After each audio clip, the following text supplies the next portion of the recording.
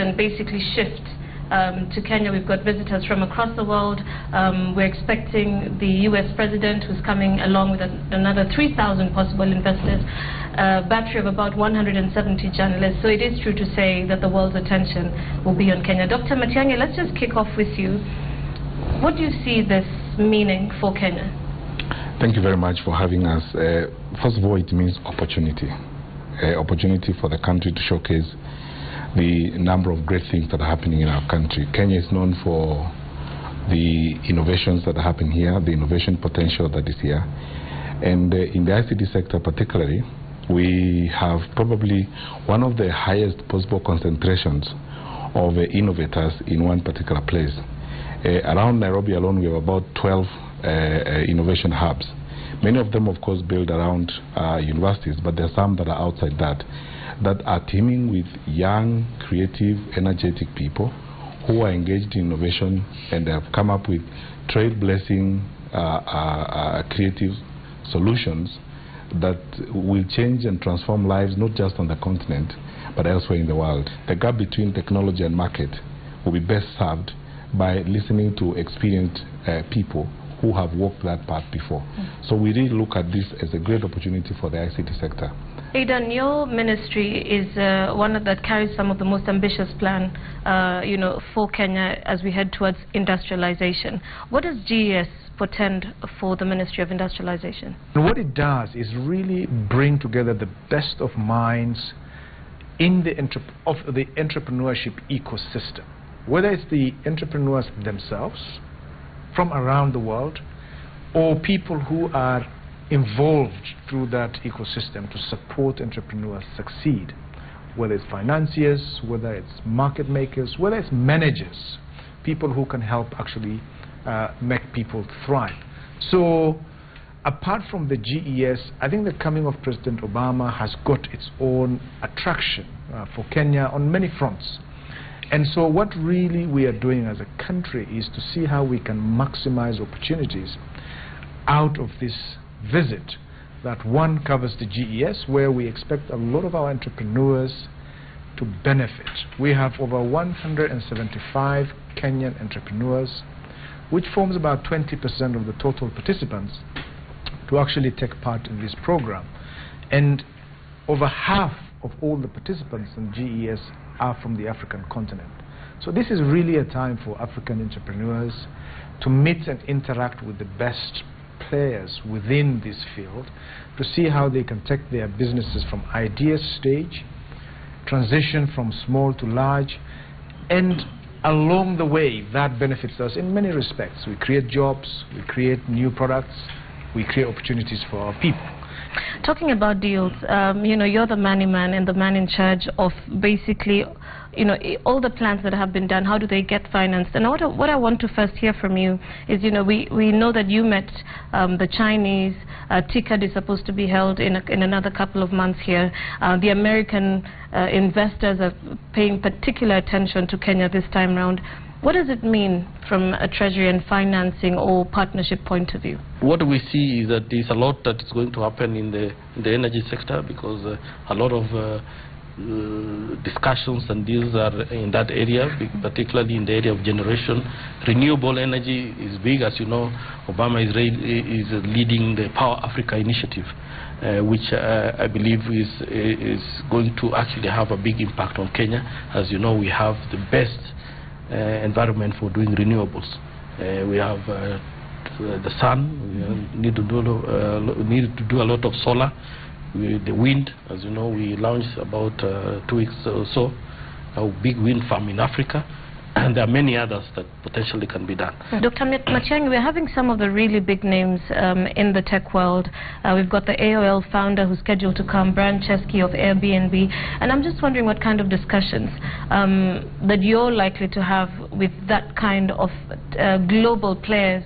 What will you be telling them about the opportunities that are present in our tech economy?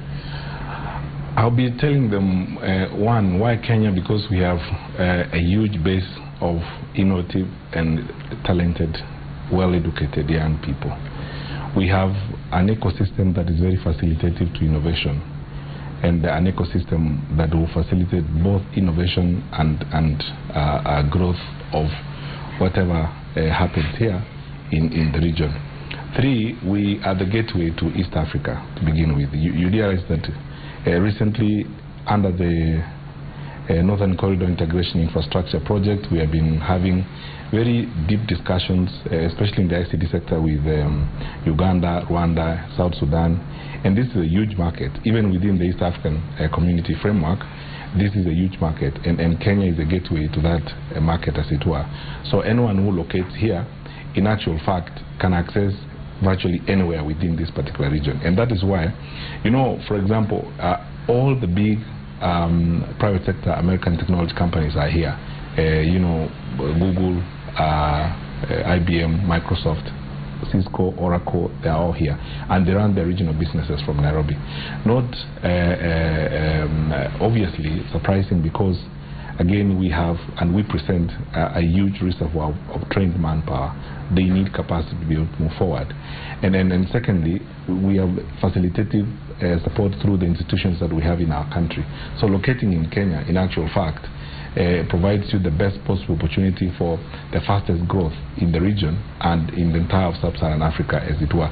We provide better opportunities for growth here and better opportunities for expansion than anyone else within the sub-Saharan Africa region, as it were. And this has been demonstrated by a number of things that have happened. I'd like to pick up on the issue of growth, which you've just raised up. And we're told Kenya's economy will grow this year by between 5.5% and 6.9%, depending on whose report we believe in. But I just want to find out, you know, with all these investments in infrastructure, there's the SGR, there's the port, there's the 10,000-kilometer roads that are planning to be built. How do you see that impacting the growth, say, in 2015 as we get into 2016? And of course, the reduction of energy costs, which has been quite an issue for people setting up in the manufacturing industry. Well, one of the major challenges that we've had as a country in attracting more investments in our country has been, to a large extent, significant lack of investments that we have suffered from in key infrastructure programs for many years. And so naturally, Kenya has been seen as a high-cost destination for investors, especially those that are manufacturing, those that are big consumers of electricity, energy, those that use logistics in a big way. And that's predominantly people who are in manufacturing. And so today you see most of our activities in manufacturing as light manufacturing, because the energy consumption is small, because this need for high logistics cost is not going to be there.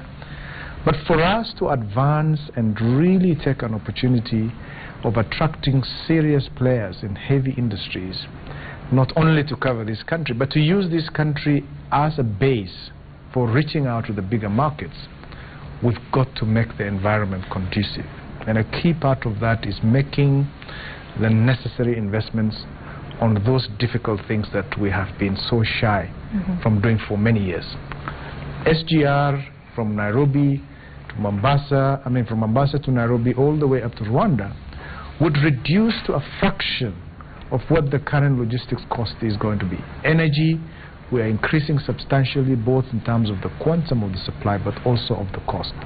So we're trying to get our house in order, if you like, and then we can say to investors, come and check us out. This is why you would think you should be investing here and not anywhere else. And so I think the opportunities are immense.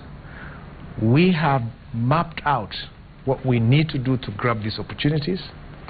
We just need to be patient for a few more years as these investments come to reality, as we start seeing them materialize, and we should be able to see, I think, towards the back end, most of our growth activities coming out as opposed to being front-loaded. When we speak to some of the investors, and we've had a chance to speak to some of the people who have already come in and are having meetings with other business leaders, we get a sense that they did not have the clear picture of Kenya's growth story, because the perception of Kenya in the investment world internationally does not really represent the true growth story that's happening on the ground. Of course, we have had challenges in terms of, security, and these as just because of the long years of underinvestment in this sector. And now we are doing a lot to bring back security, and the investments we are doing are very critical. So all this combined is changing the image out there. Whenever I also go to international forums there, a lot of investors wants to hear the story. They have already had the story. They want more confirmation, more details about it. So I think probably it's more of also telling the story outside there that has been lacking. What we are doing is what really they require, and I think if we do more about that, we will change this narrative and get the story out there. Even during when we were raising the sovereign bond, when we met the many investors, most of them actually US who invested in our sovereign bond. The growth story that we had was very was known, but we put it to them clearly, and I think that led to even oversubscription of our Euro bond. A lot of work is going on, as my colleague mentioned, but we believe there's a lot more work that we need to do, especially in telling our story. Unfortunately, a lot of our stories that are out there, international investors read our newspapers, they look at our media, and I think the stories that they come across to a large extent are things that are not working, as opposed to putting a lot of emphasis on things that actually are important and are relevant. Let me just give you an example. In the real estate sector, I was having a conversation with the governor of Nairobi that in the 12 months that just ended in June, they have approved 600 billion shilling worth of real estate development plans in Nairobi town alone. That's more than $6 billion US.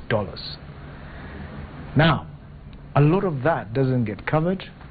A lot of the information that we have in our economic programs get lost in some informal nature of activities, but a lot of work is happening, and I think we just need to, if you like, pace up some of our communication and activities around telling some of our stories, not very much the investors who are here, but I think to those that form a view about Kenya by reading some of our local newspapers.